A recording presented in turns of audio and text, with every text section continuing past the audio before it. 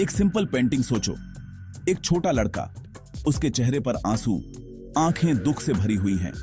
लेकिन ये पेंटिंग सिर्फ एक आर्ट नहीं है, ये डरावनी कहानी का सेंटर है। The crying boy. The crying boy एक ऐसी पेंटिंग जिस पर हर उस डिजास्टर का इल्जाम लगा जहां वो टंगी थी। लोग कहते थे कि ये बैड लक लाती है, आग में सब जल जाता, पर ये पेंटिंग हमेशा बच जाती थी। ये 1980 के ब्रिटेन में हुआ था।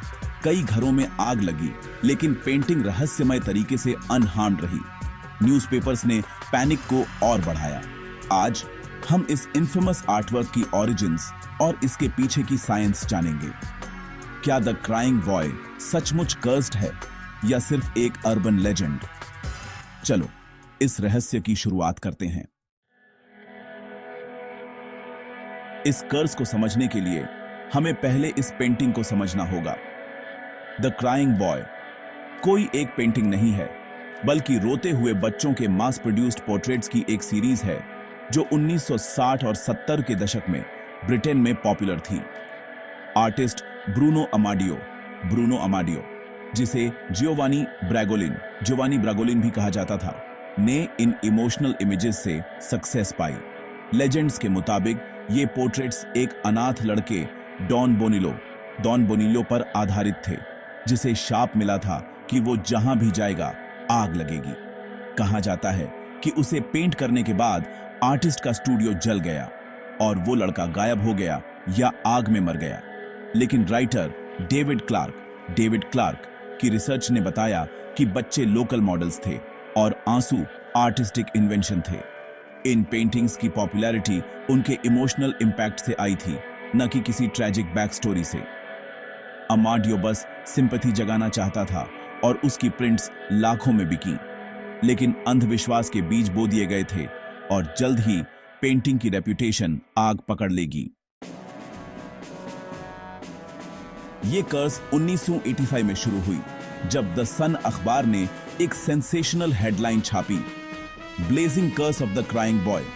फायर फाइटर पीटर हॉल ने दावा किया कि उसने इस पेंटिंग को कई घर की आग से बचा हुआ देखा था, मलबे के बीच अनटच्ड।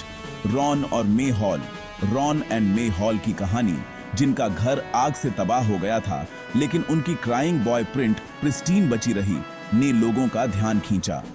द सन ने रीडर्स को ऐसी ही कहानियां शेयर करने के लिए एनकरेज किया और जल्द ही पूरे देश से लेटर्स आने लगे।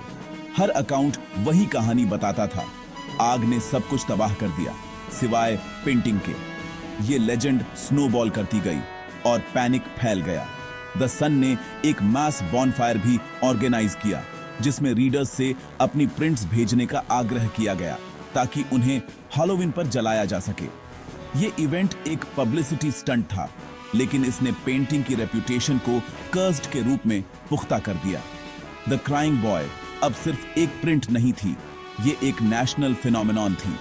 डर और फैसिनेशन ने लेजेंड को बढ़ावा दिया और पेंटिंग एक मॉडर्न विच हंट बन गई। ये कहानी टैब्लॉइड्स से निकलकर पब्लिक कॉन्शियसनेस में आ गई थी।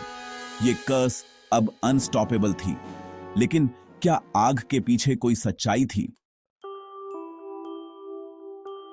The crying boy curse rumour के मैस हिस्टीरिया में बदलने का एक टेक्स्ट बुक केस है।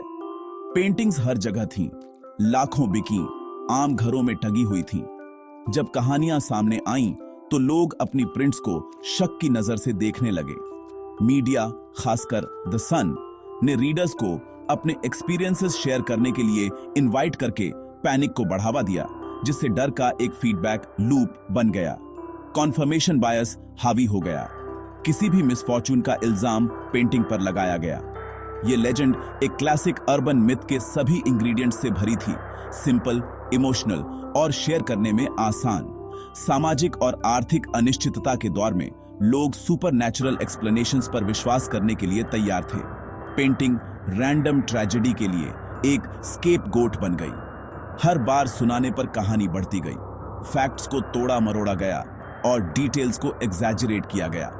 द क्राइंग बॉय अब सिर्फ आर्ट नहीं थी, ये डर का एक सिंबल थी और पैनिक पूरे देश में फैल गया। क्या कर्स रियल थी या कोई लॉजिकल एक्सप्लेनेशन था? एक्सपर्ट्स ने मटेरियल्स की ओर इशारा किया। प्रिंट्स फायर रेजिस्टेंट हार्डबोर्ड पर बनी थीं, जो जलने के बजाय सुलगती थीं। अक्सर रस्सी पहले जल जाती थी, जिससे पेंटिंग फेस डाउन गिर जाती थी, जो उसे आग की लपटों से बचाती थी। वार्निश्ड फ्रंट ने एक्स्ट्रा रेजिस्टेंस दी और फायर फाइटर्स का पानी कभी-कभी प्रिंट को और भी ज्यादा शील्ड करता था। लाखों प्रिंट सर्कुलेशन में होने के कारण यह इनएविटेबल था कि कुछ आग से चांस से बच जाएंगी। हमारे दिमाग पैटर्न्स को नोटिस करने के लिए वायर्ड हैं, इसलिए ये रेयर सर्वाइवल्स अलग दिखते थे। फायर फाइटर पीटर हॉल ने बाद में एडमिट किया कि उसने आग से कई चीजें बची हुई देखी थीं, सिर्फ द क्राइंग बॉय ही नहीं। द सन ने पेंटिंग पर फोकस किया क्योंकि इससे एक बेहतर कहानी बनती थी। ये कर्स कोइंसिडेंस, मटेरियल साइंस और मीडिया हाइप का एक प्रोडक्ट थी। कोई सुपरनैचुरल फोर्स नहीं थी, बस डर और मिसअंडरस्टैंडिंग का एक परफेक्ट स्टॉर्म। लेकिन लेजेंड पहले ही कंट्रोल से बाहर थी। इतने सारे लोगों ने एक मास प्रोड्यूस्ड प्रिंट को कर्स्ड क्यों माना? एक रोते हुए बच्चे की इमेज अनसेटलिंग होती है, जो डीप इमोशनल रिस्पॉन्सेस को ट्रिगर करती है। पेंटिंग का डिस्कंफर्ट लोगों को एक सिनिस्टर एक्सप्लेनेशन को एक्सेप्ट करने के लिए तैयार करता था। द सन की अथॉरिटी और पर्सनल टेस्टिमोनीज की फ्लड ने सोशल प्रूफ बनाया। अगर सब डरे हुए हैं तो ये रियल होना चाहिए। डर जंगल की आग की तरह फैल गया, जो लगातार बातचीत और दोबारा सुनाने से मजबूत हुआ। ये लेजेंड मॉडर्न फोल्कलोर बन गई, जिसे स्केप्टिक्स के लिए भी डिसमिस करना मुश्किल था। कर्स में विश्वास करने से कंफर्ट मिलता था। इसने रैंडम ट्रेजेडी के लिए एक कारण और एक सॉल्यूशन दिया। पेंटिंग को नष्ट कर दो। एक्शन लेना केओस को एक्सेप्ट करने से बेहतर लगता था। पेंटिंग की पावर साइकोलॉजिकल थी, न कि सुपरनैचुरल। ये डर और कंट्रोल का एक कल्चरल सिंबल बन गई। असली कर्स कहानी खुद थी और ये कंटेजियस थी। आप सोचेंगे कि 1980 के दशक की एक डिबंक्ड कहानी फीकी पड़ जाएगी, लेकिन the crying boy curse online thriving है। ये लेजेंड फोरम्स, क्रीपीपास्टा साइट्स और यूट्यूब वीडियो में जीवित है, अक्सर नए ट्विस्ट और ड्रामेटिक रिटेलिंग्स के साथ। इंटरनेट ने इस कहानी को नया जीवन दिया है, विजुअल, मिस्टीरियस और एंडलेसली शेयरेबल। एक नई पीढ़ी इस पेंटिंग को खोजती है और हॉन्टिंग्स के नए दावे सामने आते हैं। हॉन्टेड प्रिंट्स ईबे पर बेची जाती हैं, अब कलेक्टर्स और पैरानॉर्मल फैंस द्वारा कवेटेड। पेंटिंग डरावनी चीज से सॉट आफ्टर लेजेंड में बदल गई है। ऑनलाइन कहानी पहले से कहीं ज्यादा तेजी से फैलती है, अक्सर डिबंकिंग और कॉन्टेक्स्ट के बिना। यह मिथ म्यूटेट करता है, नए दर्शकों के लिए और ज्यादा बिलीवेबल और फ्राइटनिंग बन जाता है। द क्राइंग बॉय ने डिजिटल इमोर्टैलिटी हासिल कर ली है। यह अनएक्सप्लेन्ड के प्रति हमारे फैसिनेशन का एक टेस्टामेंट है। पेंटिंग अब एक सिंबल है, रहस्य, डर और एक अच्छी भूतिया कहानी की शक्ति का। और जब तक हमें थ्रिल की चाहत होगी, ये लेजेंड बनी रहेगी। तो द क्राइंग बॉय कर्स के पीछे की असली सच्चाई क्या है? फैक्ट्स। ब्रैगोलिन की पेंटिंग्स मैस प्रोड्यूस्ड और बेहद पॉपुलर थीं। द सन ने उन्हें घर की आग से जोड़ा, जिससे पैनिक फैल गया। मिथ, एक कर्स्ड अनाथ, सुपरनैचुरल आग और इविल पावर्स वाली एक पेंटिंग। किसी को भी सबूत से सपोर्ट नहीं मिला। प्रिंट्स का बचना मटेरियल्स और चांस से एक्सप्लेन किया गया है, न कि मैजिक से। यह कर्स एक मीडिया क्रिएशन थी, जिसे डर और कोइंसिडेंस ने बढ़ाया। यह कहानी मैस हिस्टीरिया और नैरेटिव की शक्ति का एक केस स्टडी है। पेंटिंग की असली शक्ति उस लेजेंड से आती है जिसे हमने इसके चारों ओर बनाया है।